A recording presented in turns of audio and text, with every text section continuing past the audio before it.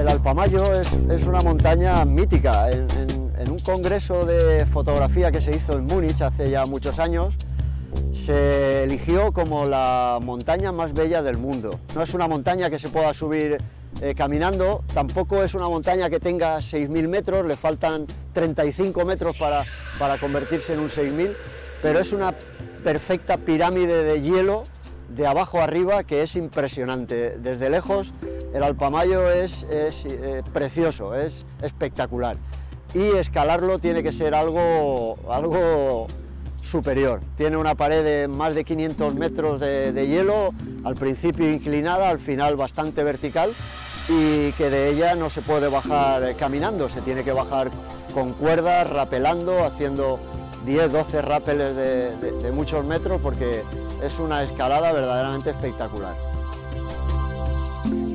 Sí, el Alpamayo como digo, es una montaña completamente de hielo, porque prácticamente desde que sales del campo base estás pisando nieve hasta el campo de altura, que estará sobre 5.300 metros o así, y de ahí hasta la cumbre tienes una tirada de 700-800 metros por un glaciar y luego por una pared de hielo. Prácticamente no se ve la roca en ningún momento de la escalada. Y la Cordillera Blanca de Perú es como un pequeño Himalaya, un Himalaya en miniatura en unos pocos kilómetros, porque es algo impresionante.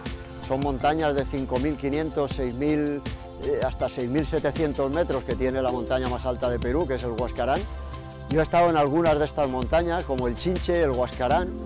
He estado en otras cordilleras de Bolivia, como el Huayna Potosí o los Condoriris, que son montañas con mucho hielo en la cúpula y unos lagos impresionantes en las faldas, que son muy bonitos. Ya digo, es como tener el Himalaya en muy pocos kilómetros, ¿no?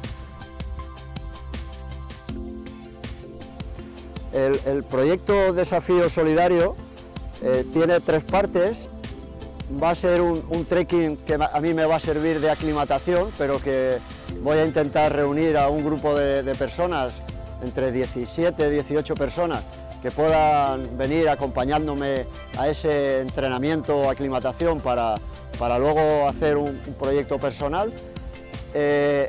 Voy a intentar promocionar varias actividades a nivel local para los niños, como puede ser escalada en el rocódromo, como pueden ser talleres de rappel, como puede ser alguna excursión por aquí cercana por nuestras pequeñas montañas.